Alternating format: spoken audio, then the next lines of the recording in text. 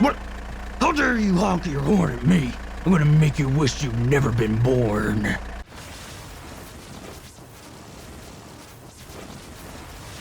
Hey guys, Omni here. I just got back from my theater since it finally opened, and I just saw the #1 movie in the world right now.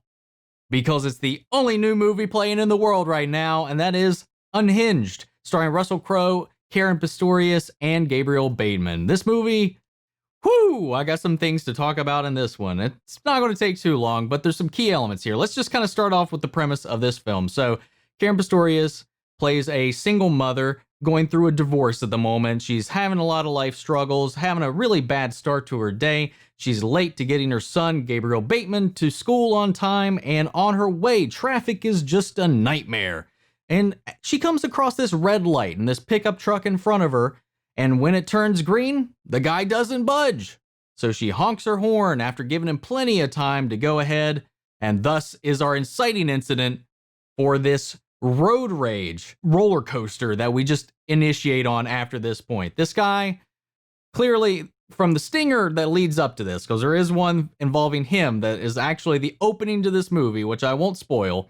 This guy's definitely got some issues, and he doesn't take too kindly to the way in which she honked her horn at him and spends the rest of the movie trying to make her life a living hell and make her regret ever being alive. Oh my God. For this movie to even happen, for the plot and a lot of the pivotal points throughout this film to even occur, there is a lengthy montage throughout this credit sequence towards the beginning of the film that sets up this world, this commentary on just how distracted, how self-absorbed, how just unrestless, rage-fueled that people are these days, and how we just multitask and ignore the rules of the road and any semblance of decency any chance we get. You know, we're hearing a bunch of different news broadcasts happening all at once, different reports, testimonies from people about certain events, protests being shown and stuff like that, traffic jams, record highs, violence, police just completely overwhelmed and unable to respond to certain events, being understaffed. There's so much happening in the opening of this film to set up this world, to make the events remotely believable. It starts off, I say, at least like the first 10 to 15 minutes, they do at least keep it pretty grounded. But it loses all semblance of that once things really ramp up with this. I will say though, the action in this, both on the road and off, was pretty well done. Russell Crowe's performances in this was really what carried the movie. Actually, I think the performances in general are what carries this movie.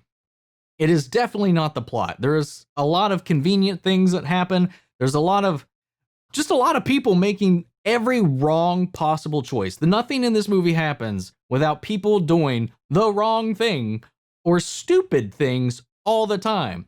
If this was just any other day, any other person or anybody just made one better call, this guy's plan, this whole thing would have just fallen apart.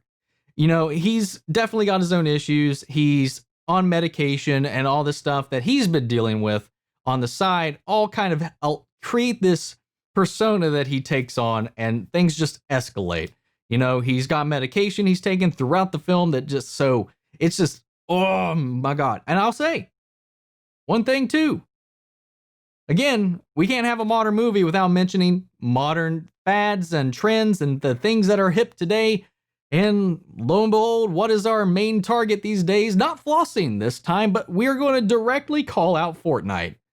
They have a scene in this in which her son is talking about this famed strategy that him and his duo partner came up with, the strategy to win a game of Fortnite, which becomes a pivotal plot point for the finale of this movie. What the hell? There's so many points that Russell Crowe's character, despite the performance, like I said, being great, and the violence, the performances from everybody in this movie was really solid. I didn't think anybody was really chewing it up too much. Russell Crowe hams it up a little bit, I would say, but that's kind of the idea of the character. And I'm not sure if you're supposed to take this seriously or not. But I had a blast watching this movie. It is not good. The structure, the pacing, anything, you just have to turn your brain off completely to have this movie make any kind of sense. But it is fun to watch. Just his performance, the characters deal with this insanity, because it doesn't make any sense how this stuff is unfolding. Now, given in a real world situation, there are people that just snap and go off the chain. It's very, very likely that, something like this could happen.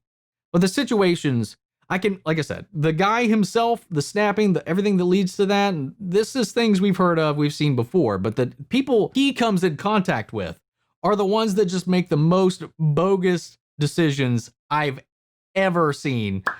Okay, that might be an exaggeration. The people that he comes in contact with just make the wrong call and are just dumb as shit all the time. They fall for everything this guy does, man.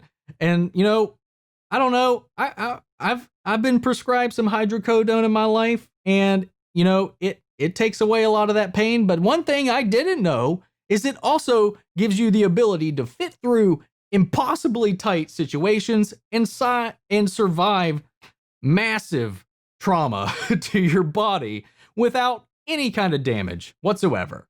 For a big dude, like he is in this movie, Russell Crowe, his hydrocodone has to have something else in there, man. Maybe some gamma radiation. I have no idea what the hell he's on, but my God, they should focus on it. The bottle says hydrocodone. I don't know. Anyway, this is, I just had to see this, man.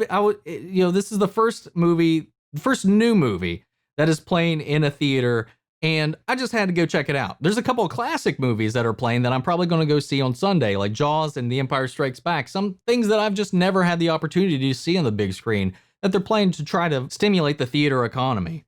And I'm probably going to go check those out too. And then next week we hopefully have New Mutants. But I for what it was, I enjoyed this movie. I just think it's hilarious because if you see any of the marketing for this movie, it's talking about how hard this is the #1 movie in the world right now. It's the first movie you're going to see with theaters reopening. They're really pushing that, hoping you'll go check it out. I really think that, like, aside from the pull of Russell Crowe, if this was on streaming, people probably wouldn't even give two shits about this film. I don't know. Maybe I'm wrong. But that being said, it was still really entertaining to watch. There was a lot of fun stunt work in this, a lot of good driving in it, and like I said earlier, you just have to turn your brain off and you'd have a good time with this movie. Is it good? Is it going to be for everybody? No, definitely not. And it is definitely not worth going out and risking any of this right now. And I think like what Regal has been doing with their social distancing and all of that stuff was actually really well handled. I didn't have to touch a door handle throughout the entire experience. They had people opening the doors at the entrance. They kept you spaced apart. You can't sit within two people. You can't have anybody directly in front of you or behind you in any of the rows. They've got some pretty good measures in there. Even the doors to the theaters were open, so you don't have to touch those handles whatsoever. So like, even if, I think the only point you would have to touch a handle when going into the theater is if you went into the restroom and had to take a number 2. But I think it was pretty good. It was a pretty good experience. The turnout, surprisingly, was a lot more than I expected. I didn't expect so many people in my area, because I do live in a fairly rural area, to turn out, especially for this movie.